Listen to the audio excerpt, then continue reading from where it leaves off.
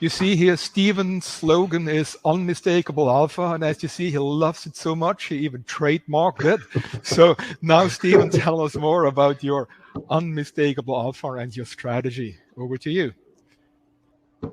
Thanks, Matthias, and it's good to be with you again. And thank you, everyone, for dialing in today. I appreciate the time and the opportunity.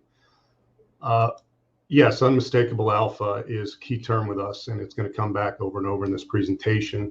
Just to give you an overview of who we are, the Great Value Management was founded in 2010, and the Great Value Opportunity Fund was actually, that's a Delaware LP that was launched in November 2014. So we've been at this for quite a while now, over 7 years.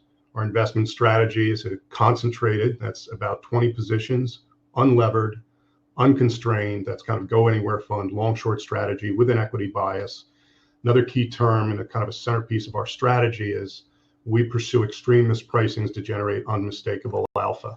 That's a key term for us because a lot of what we do will come across as sort of classic value, and we do focus on the fundamentals, but we're only interested in the kind of extreme mispricings that accompany situations where it may not be a great business, but it's a great investment opportunity and offers an irresistible risk reward in terms of the price. Cutting to the chase, you can see here our returns have been pretty substantial. I appreciate the credit that Matthias gave us for turning in 34% last year, but actually it was closer. I don't know where he got that number. It was closer to 19% last year. Very challenging year in 2020. We came through with about 20%. And another thing that you'll notice with this chart is that we're actually very adamant about preserving our investors' capital. Every LP that is invested in the fund since inception is in the black. Everyone has made money with us. The only exception to that statement is the only redemption we've had since launching the fund over 7 years ago. That was an investor who redeemed less than a year after they joined us. So we take preservation of capital very seriously, and I think in many respects we've done a good job of delivering. Now, in a nutshell, and I'm not going to go through and read all of these slides, but this one I will, we invest in extremely mispriced securities that offer an irresistible risk-reward profile and the potential for extreme profits while providing a significant margin of safety. A lot of investors and a lot of people in the industry seem to think that high returns and high margin of safety are mutually exclusive, but we don't have that viewpoint, because if price is the primary driver of return, then a high margin of safety and a high upside actually go hand in hand. And the question is, are you willing to exercise the discipline and the rigor that it takes to find the irresistible risk reward that drives those extreme profits you can find, accompanied by an extraordinary margin of safety? We don't benchmark, but we're looking to do something superior to the S&P 500 overall, because you can own the S&P 500 through an ETF for basically nothing. Our concentration in terms of the portfolio, we hover around 20 full positions. That means that two things in terms of correlation. We have exhibited very little correlation to the broader market overall, the S&P 500, the other major indices. And we also see very little correlation intra-portfolio. Within the portfolio, the positions don't correlate much at all because they tend to be fairly esoteric. Where do we find these extreme profits? Now, it makes sense, and this is sort of the elevator pitch part of the presentation. Extreme profits logically require extreme mispricings, which in turn require extreme misperceptions. That's what drives those mispricings. Where do you find those types of situations? It's either going to be contrarian or obscure, which means that if we're long the position and you've heard of it, everyone hates it, or you've probably never heard of it. And we average over 200 hours per position. Some positions we've gone over double that.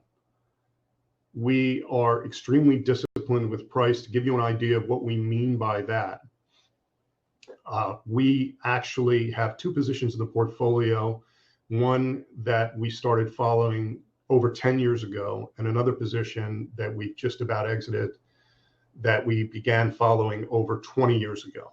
So that's the kind of patience and discipline we'll exercise, reading 10 Qs, going through the financials quarter after quarter, month after month, sitting in the weeds, in the rain and the heat and the snow, and the rain and the heat and the snow, and waiting until we get that opportunity, until we get that irresistible risk reward price, we do not pull the trigger. Going to the next slide. Now, the problem with extreme mispricings is they tend to not correct very quickly. If everyone hates it or it's fairly obscure, it's not the sort of thing that is going to correct very quickly. They typically don't. The timeline can be quite long. But going back now, I'm going to flip back to the original chart or page with the returns. You can see when we first launched, it looked like we were going through our investors' capital with a blowtorch. But by the end of the second calendar year, 90% of those positions were in the black. We don't believe in offsetting losses. We believe in avoiding them, and that you can if you're willing to exercise the rigor and the discipline that we do. Now, this initial period looks pretty ugly. The optics are awful, but of course, about a year and a half, the first 18 months into this first period following launch, about 18 months in, the fund was up 16%. Would you wait 18 months to be up 16% on a portfolio that has a 90% hit rate? I think that's an intriguing proposition as an investor. So there you have it. We started with a 100% cash position, which means cash because it's cash, has no offsetting positive vol. But then once the portfolio populates, it's uncorrelated. You have that offsetting vol that flattens out the returns over the long term. Going to the next slide, and here's just another way of looking at that initial period. You can see how dramatic the transition was.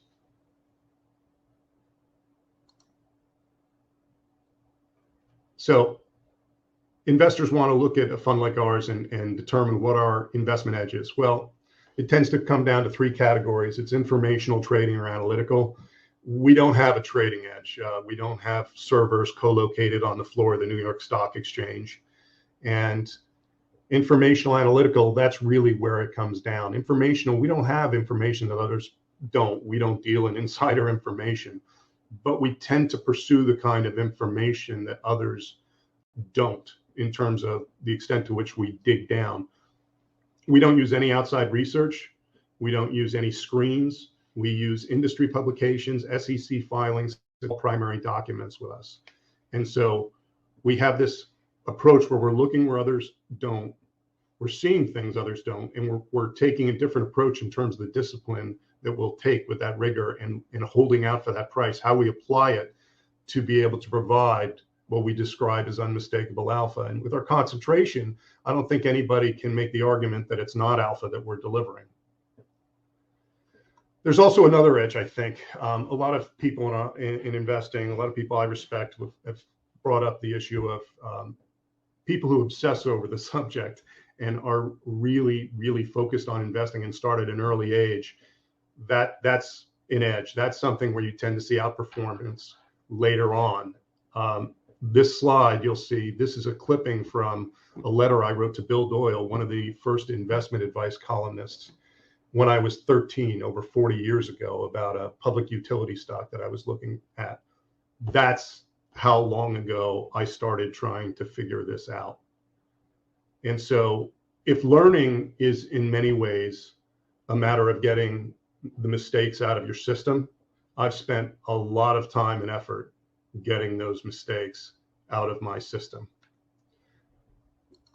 With our fund, let me go ahead and touch on my background really quickly. I have a law degree as well as an MBA. I studied law in the US as well as Japan.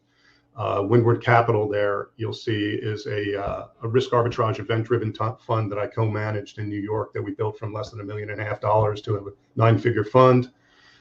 I was one of the original team that launched Albright Capital Management, a multi-strategy EM-focused fund that we launched with former Secretary of State Madeleine Albright. I was a managing director of risk, oversaw all the positions in that portfolio. It was over $300 million. And I was also the chief investment officer of Freedom Capital Partners, a family office that I helped launch that managed over $250 million. So why gray value management?